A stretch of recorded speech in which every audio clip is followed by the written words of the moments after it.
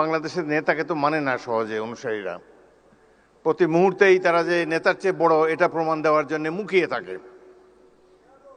সেই কারণেই এই ধরনের একটা অনুষ্ঠানের এই পরিণতি হলো।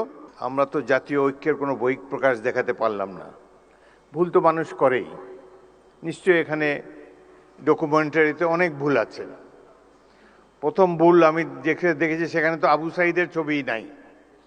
আবু সাঈদ এই বিপ্লবের প্রতিচ্ছবি, প্রতীক। তার ছবি না থাকলে এটা কোনো ডকুমেন্টারি হলো না। সেখানে আরও নাই দেশনেত্রী বেগম খালেদা জিয়ার ছবিও তো নাই।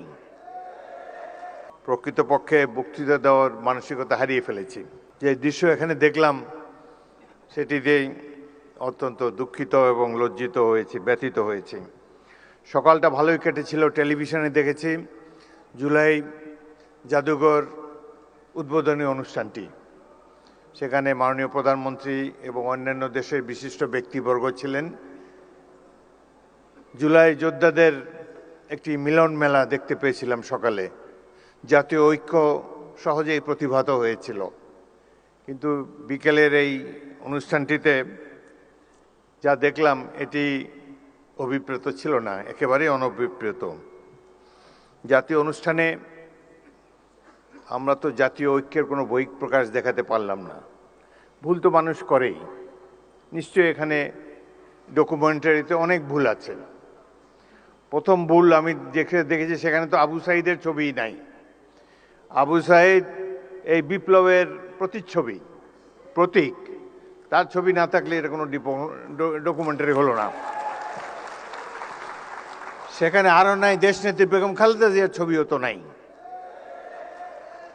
সুতরাং কিছু ভুল হয়েছে এবং এই ভুল মাননীয় মন্ত্রী জোর হাতে স্বীকার করেছেন, ক্ষমা চেয়েছেন, বারংবার ক্ষমা চেয়েছেন।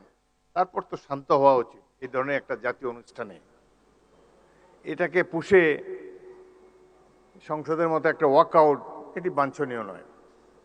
আমি লক্ষ্য করেছি মাননীয় সংসদ সদস্য আক্তার, তিনি তার অনুসারীদেরকে প্রশমিত করার চেষ্টা করেছেন, কিন্তু বাংলাদেশের নেতাকে তো মানে না সহজে অনুসারীরা।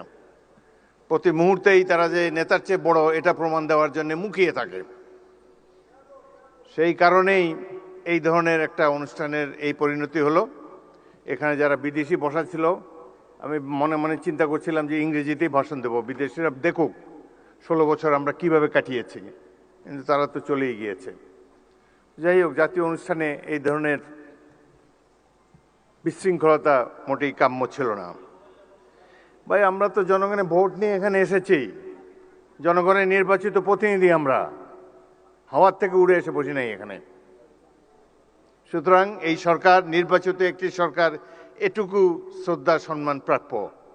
ভুল তো আমরা করি, আরো হয়তো সামনে আরো ভুল করব, সেই ভুল করলে তার জন্য মাসুলও দেব, কিন্তু সবাই মিলে ভুল সংশোধন করতে চাই।